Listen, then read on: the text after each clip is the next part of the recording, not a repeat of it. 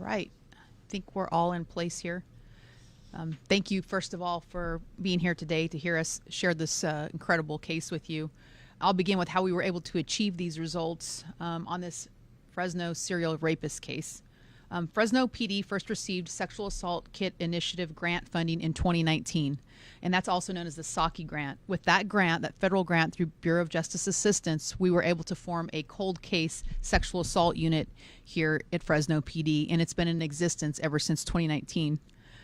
Back in 2019, Detective Steve Taylor began to investigate the cases that we're going to talk about today. And thanks to that unit, the funding, and the dedication of Detective Taylor, today we're announcing our first genealogy-based serial rapist case here in Fresno. Although we've had several other cases, the Golden State Killer, most recently Debbie Dorian, that were similar, this is our first serial rapist case here in Fresno that we'll be announcing the arrest for. Today, Cesar Flores, 55 years old, of Fresno, was taken into custody. He's pictured here behind me. Him being taken into custody was a culmination of years of investigative efforts driven by the Fresno Police Cold Case Sexual Assault Unit, and that detective specifically was Steve Taylor, Neil Cooney, and Sergeant John Viveros, who's here with us today.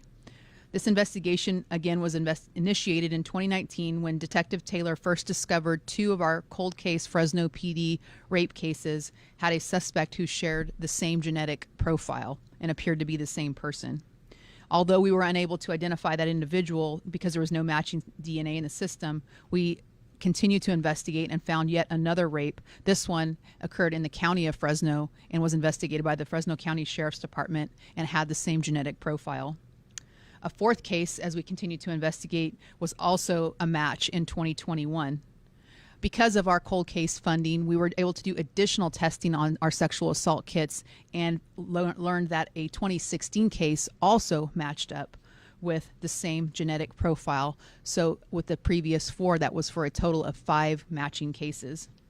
With the assistance of the FBI, Detective Taylor connected with a genealogy expert out of Yolo County, and that was DA investigator Stephen Jurgensen.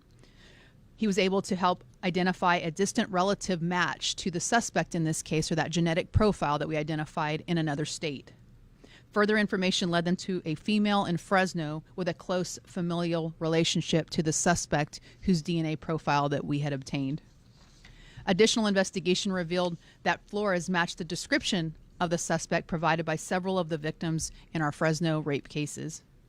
With help from the California Department of Justice lab here in Fresno and follow-up investigation, it further indicated Flores as the primary suspect in the 5 Fresno area rapes.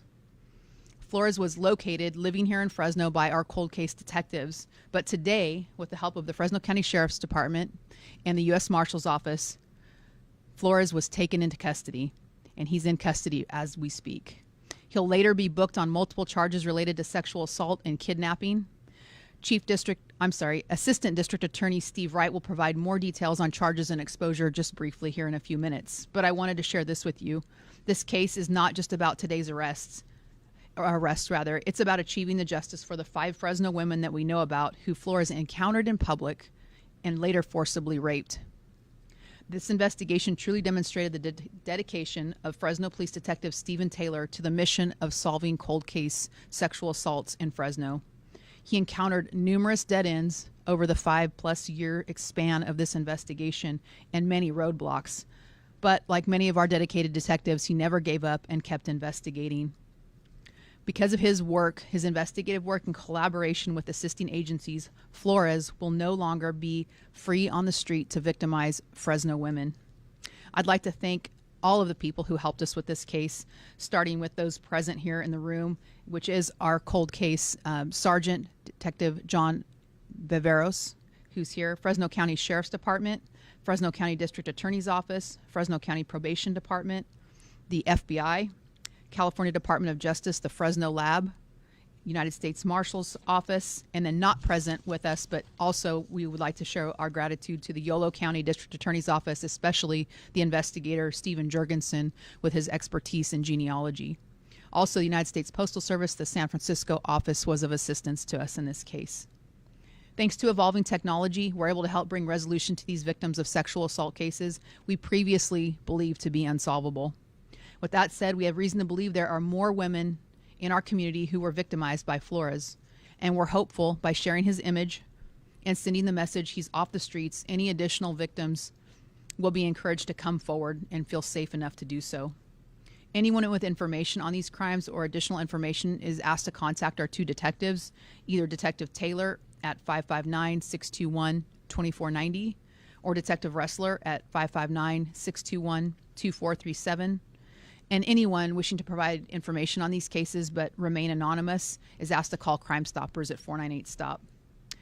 Lastly, I'd like to introduce Assistant District Attorney Steve Wright of the Fresno County District Attorney's Office to discuss the actual charges and exposure that Flores will be facing as a result of his arrest today.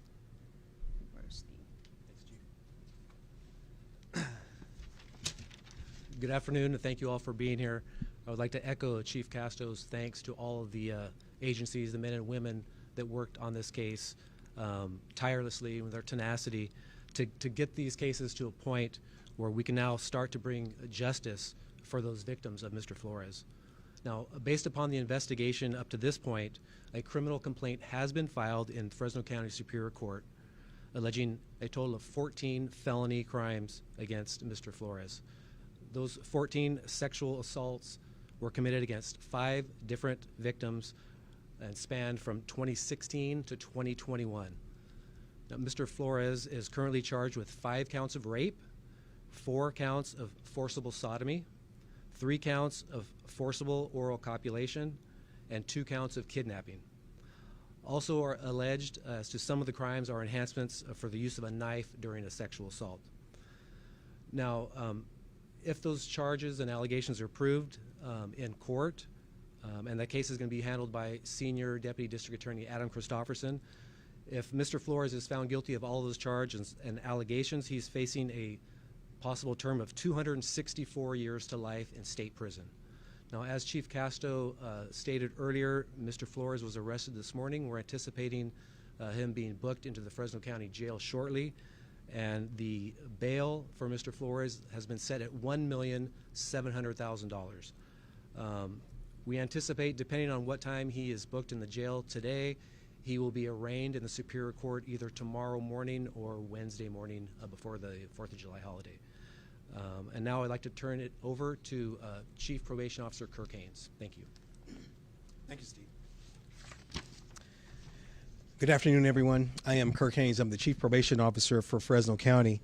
I just want to say thank you to Chief Casto for the opportunity for me to be able to speak with all of you today.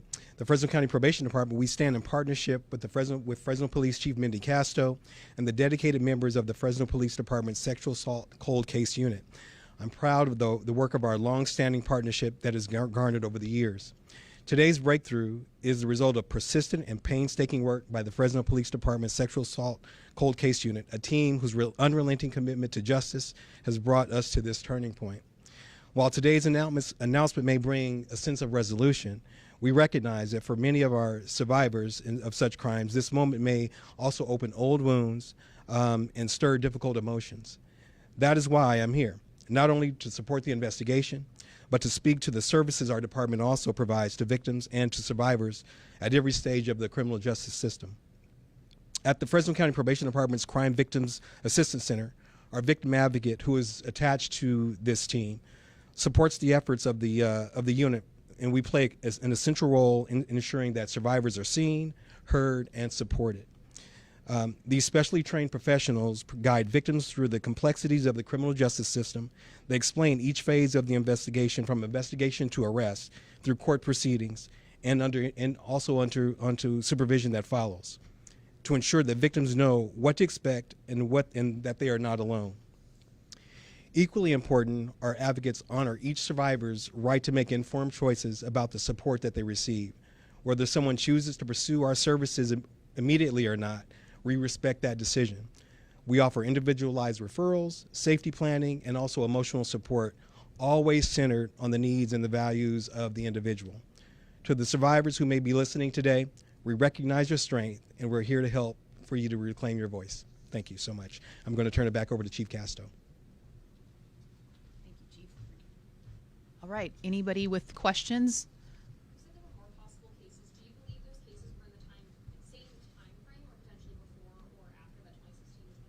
roughly in the same time frame. We expect at least several cases out of the county and then more here in the city as well.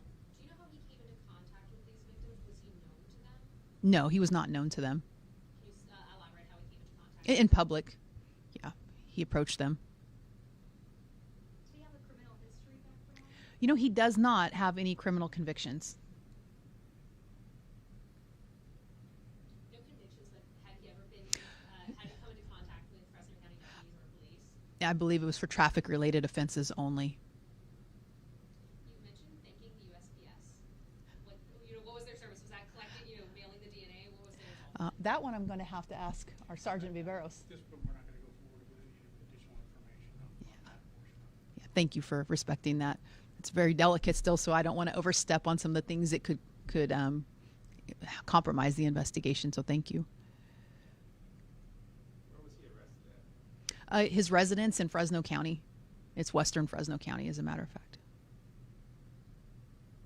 And how was his reaction during the arrest? Was he aggressive? Did he kind of give in? You know, he was taken into custody without incident, so there was no struggle or any barricade or anything like that. Does he have a family or is he alone? You know, I'm not sure what the status is of his family. We don't know that. We haven't been able to determine that. Is he Spanish? Hispanic? I mean, judging by his photo and his name would be the only indicators that we could go by. Yeah. Is that photo, was that taken, I guess, whenever you guys That's a driver's license photo. Oh, okay. Yeah. So I think 2 kidnapping cases were mentioned. Were the ladies able to flee away, or how did that happen? You know, I don't have the ability to share that with you at this early point, just based on the newness of the prosecution, and we don't want to interfere with that. About what time was he taken into custody today? I will have to defer to my U.S. Marshal and Sheriff's friends. 9:30 this morning.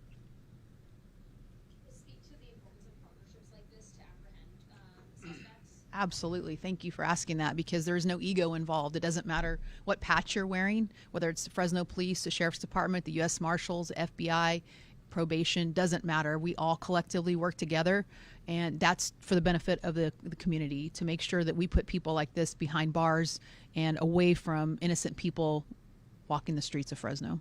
I think this was briefly touched on. For the victims, this might reopen wounds. Certainly. To potentially pull a potentially dangerous person off the street, how does that feel as the police chief? This is one of the days that you live for. A lot of days are a grind, and I tell my officers all the time, they make a difference every day, no matter what they do. They just may not realize it, but it's a day like today, when you can put someone behind bars who's out there victimizing women in this community and creating fear. That's what every one of us took this job, pinned on this badge, and took the oath to do. So I'm very grateful for the opportunity to be the chief with such amazing detectives and partnerships with our allied agencies to accomplish a goal like taking this man into custody. Have you been able to speak directly to any of the victims? I have not. Do we have an age range for them?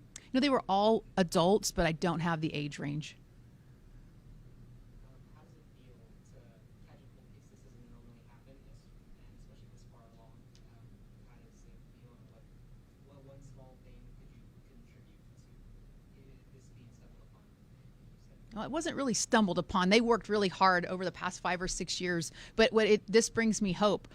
Sometimes it feels hopeless that a case might not get solved, but with technology evolving as quickly as it is, and just different methods available to the detectives and dedicated detectives that just don't give up, and grants like the Saki grant that allow us to keep looking backwards at some of these cases, even though we're still handling the cases going forward, we feel very fortunate to be able to bring justice like this to people in Fresno. Did you guys reach out to any of the 23andMe or Ancestry.com and DNA things to help find this person as well? Or? You know, I don't know how much of that was or wasn't done. Obviously, we used an expert in genealogy, so we'll have to defer to whatever they're able to talk about, and they're not here to talk about that today. Beyond the victims, when the community sees cold case arrests happening, what do you want their takeaway to be? Well, I'd like the suspects to know that they might think they've gotten away with something, but as I've said before in our different press conferences, that sometimes justice takes a little time, but people out there committing crimes, especially as heinous as this, should be looking over their shoulder, because just they're not in custody the day or the next week doesn't mean we're not still coming for them.